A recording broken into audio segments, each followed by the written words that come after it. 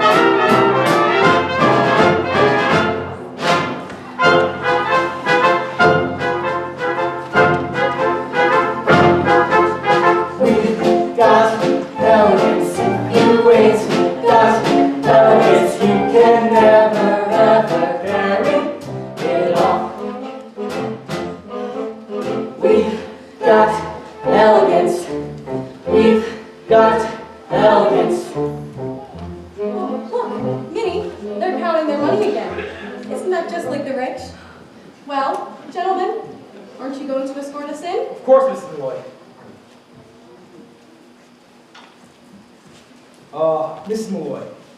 Yes, Mr. Hackle? Mrs. Malloy, before we start inside, may I... Yes, Mr. Hackle? May I put my arm around your waist? Yes, Mr. Hackle. But I might as well warn you, a corset is a corset.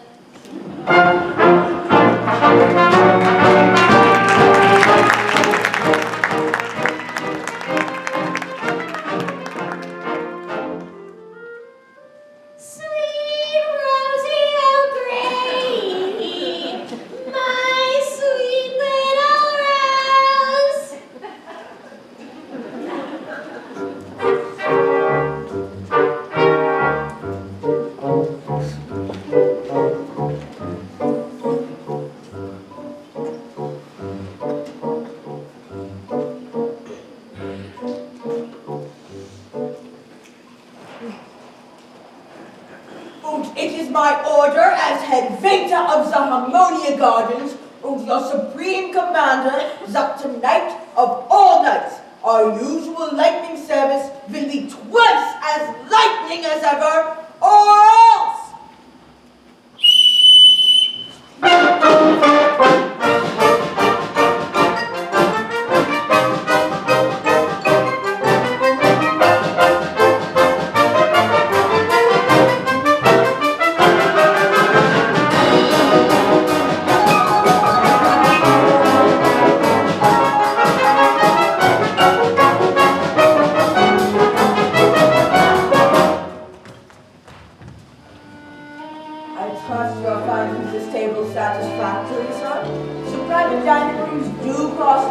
But they do provide the best views and entertainment. $1.40, Cornelius. That's all that's left. Are you sure? Count it again. Prepare yourself for a big night, Minnie. We're out with two of New York's best-known sports. I did make a mistake, Cornelius. It's only $1.35. I'll count it once more. No, don't. We can't afford it. I'm going to order everything on the menu. Waiter!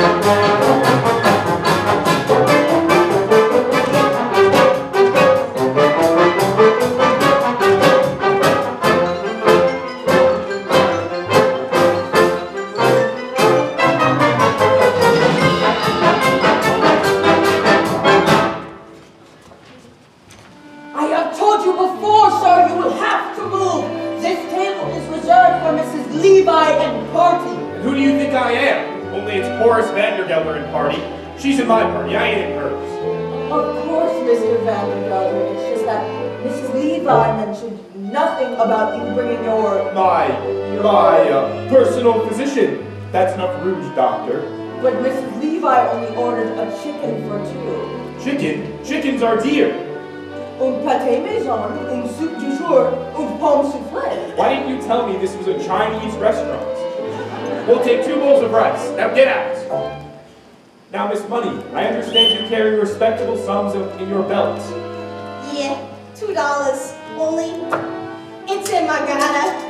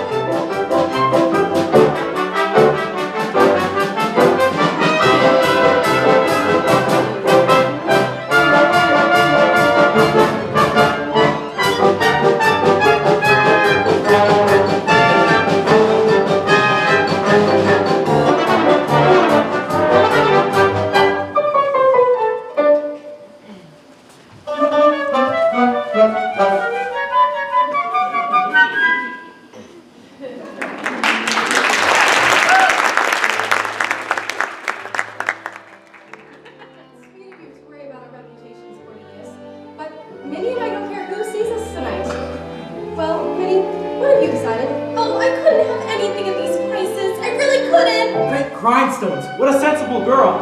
Waiter, bring us 4 glasses of beer, a loaf of yesterday's bread, and some cheese. A loaf of yesterday's bread? Oh, Cornelius. Now I know how you keep half of New York in stitches all of the time. Minnie, have you ever eaten pheasant? Pheasant!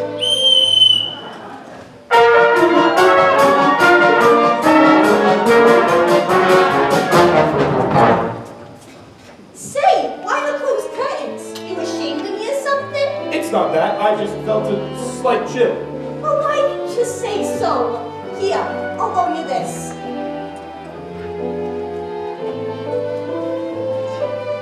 Now, let's order something to hold us over until the rice comes. Waiter, would you get us roast suckling pig with chestnut and oyster stuffing, cheese fondue, and lady fingers? Now, what do you have?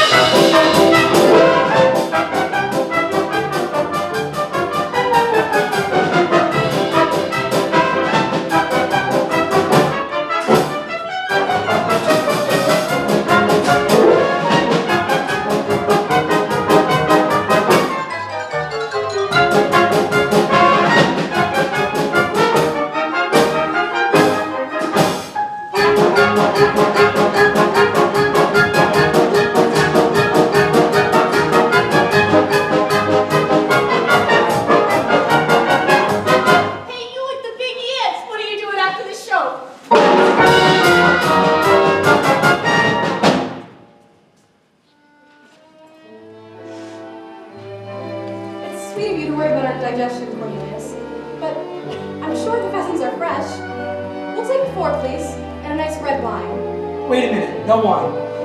No wine? Champagne! Champagne! Yeah, it's once in a lifetime, Barbie. Champagne and Neapolitan ice cream and hot house peaches. And Barbie, pay the band leader a nickel and tell him to play To a Wild Rose. We want music while we dine.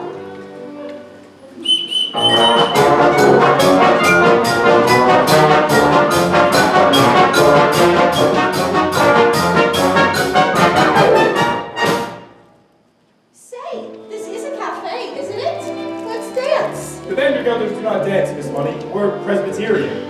Well, all right then. I'll dance myself. Give him $2 for the band leader, will ya? And tell him to play something refined. I'm gonna do a coochie coochie.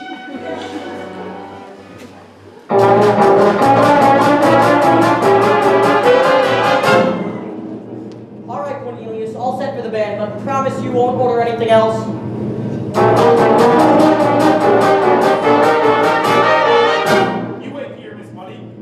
I'll tell them to play a waltz.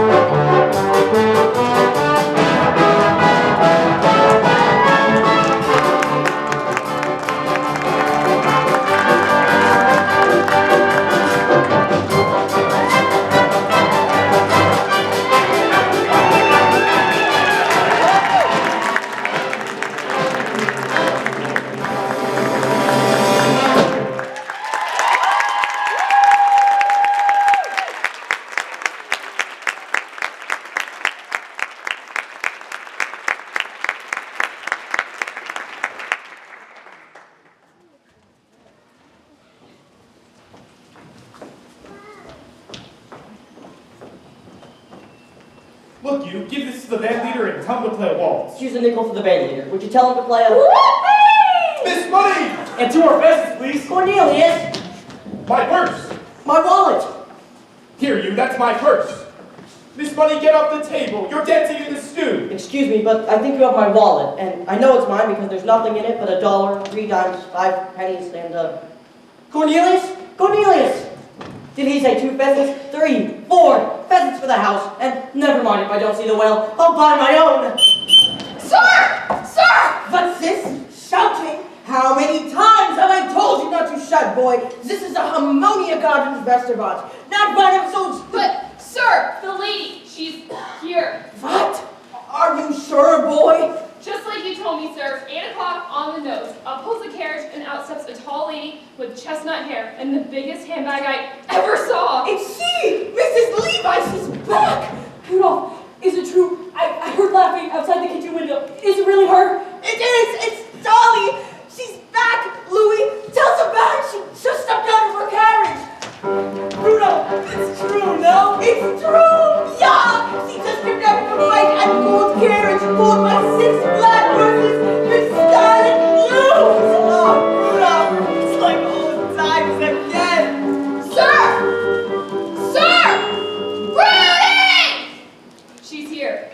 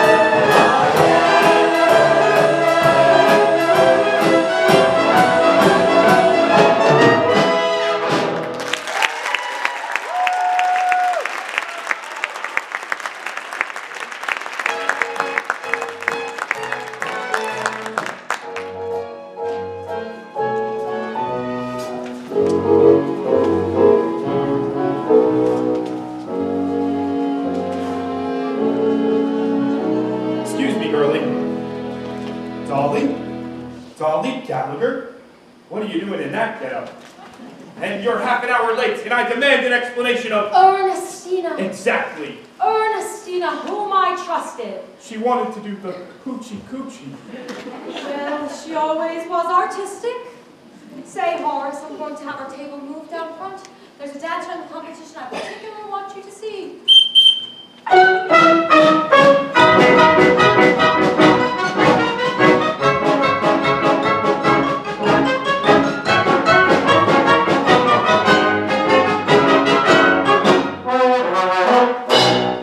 Now, don't let's say another word about it. I'm as shocked as you are. I can't even think what have you ordered. What you wanted, a chicken.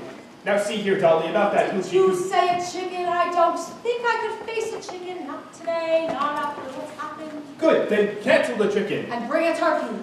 Well, what are you doing now?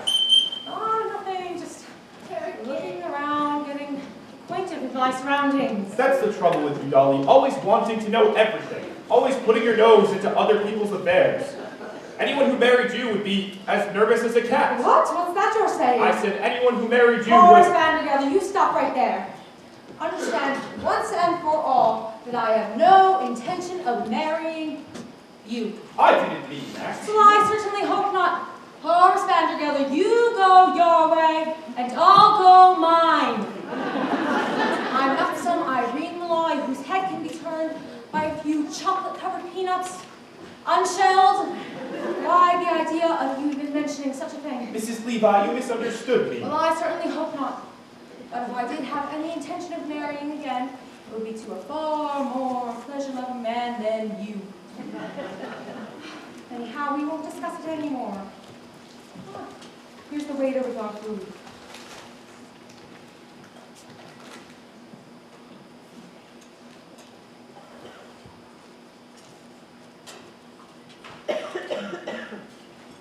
I'll serve Mr. Vandergelder. Here's some white meat for you. And dumplings. Light with an air they are. And giblets. Very tender and very good for you. Now, as I said before, Horace, you go your way and I'll go mine. Start right in on the line, you'll feel better at once. But since you brought the matter up, there's one more thing I ought to say. I didn't bring the matter up at all. One more thing I ought to say before we forget all about it. It's true, I'm a woman who likes to know everything, who likes to manage everything. However, I would not like to manage anything as out of control as your household. You'll have to do that yourself, God helping you. It's not out of control. Very well, Mr. Vandergelder. Have some beets? They're good? I don't like beets. That's nice. Of course, a complaining, quarrelsome, friendless soul like you is no sort of companion for me. You salt your beets, and I'll salt mine. Would you stop saying that? I won't say another word. Good. Except this. At your age, Horace, you should really enjoy hearing the honest truth. My age? My age? You're always talking about my age. I don't know your age, but I do know that in Yonkers with bad food and a bad temper, you're sure to double it in 6 months. Have some more beets, Horace. They're good. I don't like beets. I hate beets. That's nice. The beauty of it is you could be a perfectly charming, witty, amiable man if you wanted to. I don't want to be charming. But you are. Look at you now. You can't hide it. Now sit down, Horace, and let's talk of something else. But since you brought the matter up, there's one more thing I'm going to say. And I don't want to hear it. You're wasting your time, Dolly. I won't ask you to marry me. Well, I suppose that means you want me to ask you. Well, sorry, Horace, I'm turning you down. How can you turn me down when I haven't asked you anything? It's no use arguing. I've made up your mind. Here. Cut your rings. I've got a headache. I'm going back to my hotel. You can't go now. The competition's about to begin. Here's the money for dinner. Here's $20. Wait a minute. There's nothing in here but $1, 3 dimes, 5 pennies, and a button. This isn't my purse. I've lost my purse. Barnaby, that purse you found. Impossible. I can't imagine you Vandergelders. Cornelius, we gotta get out of here. What am I going to do? I've never been here before. They don't know me. Stop eating that turkey. I can't pay for it. Horace, this is the latest thing. A polka. And there's one dancer in the competition I particularly want you to see. Rudolph, have our table map moved out front so Mr. Vandergelder can better observe his graceful movements. I don't want to be on stage. I just want to get married. You know, Mrs. Levi, this is the only way to prove to your uncle we mean business. Now dance!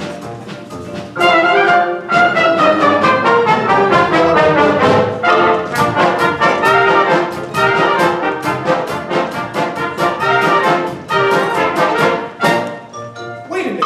That man, that dancer. Isn't he wonderful? Talents like that, he's sure to win the solid gold cup.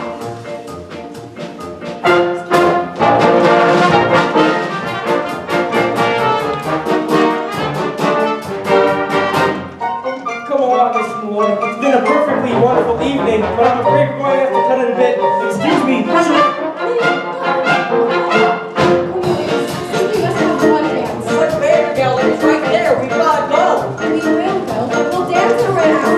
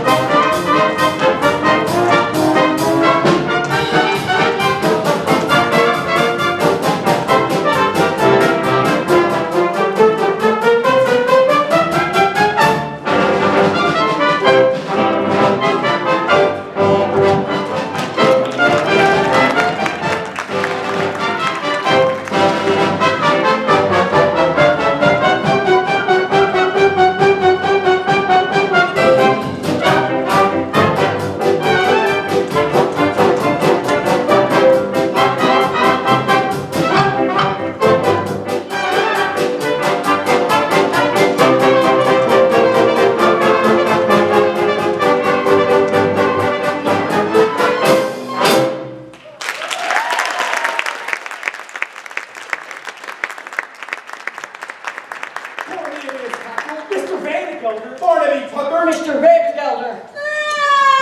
Urban Guard. Dolly Levi, you're behind this. This is your doing.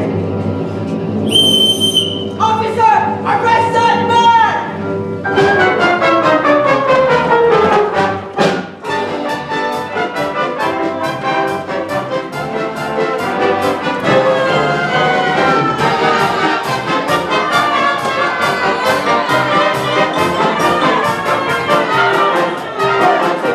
What is the meaning of this?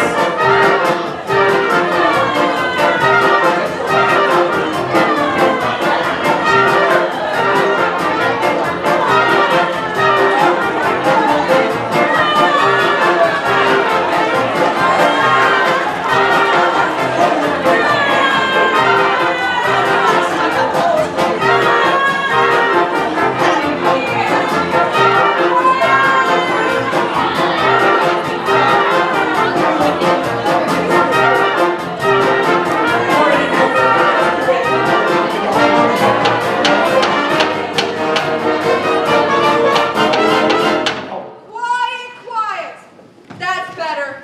Now, you're all charged with disturbing the peace, and assault and battery, inciting to riot, and several other serious violations of the law of this city. Now, is there anyone to speak on your behalf? I say, is there anyone to speak on your behalf?